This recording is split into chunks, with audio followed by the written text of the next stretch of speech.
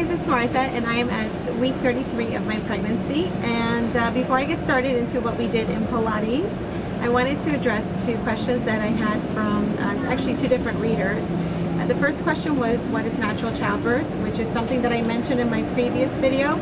And I think natural childbirth is, a variant, depending on the person and depending on the choices that they make. But for myself, natural childbirth would mean that I am opting for no epidural and I'm opting for no medical intervention like a C-section or Pitocin or any of the other things that are very typically found during delivery.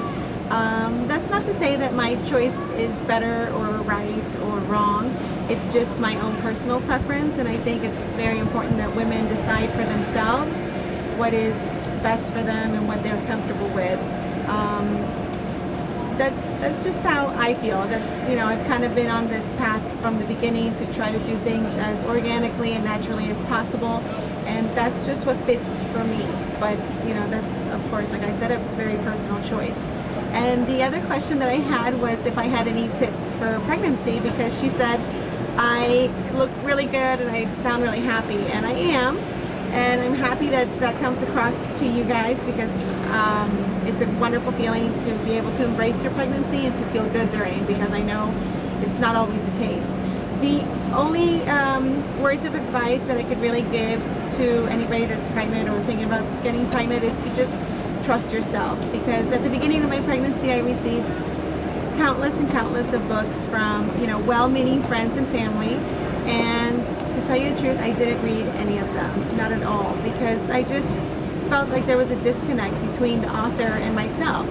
How can somebody who's never met me, doesn't know anything about me, tell me how to have a happy, healthy pregnancy? So what I really felt that I kind of came in touch with was just really, becoming in tune with my body, understanding it, listening to it, and this is a very natural process to be pregnant, and I wanted to trust my body and trust my instincts throughout it. So that's kind of what I've done. Of course, if you read the books and you felt like they helped you immensely, then I think that's fabulous. But my words of advice to anybody is to just really trust yourself, because your body is amazing, and you will be surprised at how much you already know just instinctively, how to take care of yourself, how to adjust, when you're not feeling great. And any questions that really kind of arise that kind of bothered me, I didn't go to any books. I went straight to, my sister or my mother or girlfriends that I felt had similar mindsets as myself, and I asked them. I felt like that was a much more personal way to get suggestions and to get hints and tips. So those are the two questions that I had this last week, and I hope I answered them as you guys wanted them. And as for Pilates, we did a side plank, which was pretty hard, and it works your obliques. It's a pretty intense workout, actually, even if you're not pregnant, but it's obviously a lot more intense when you have a big watermelon in your stomach. There are two ways to do it. I did it in both ways. You can do it if you're physically able to do it with the full legs extended. That's amazing.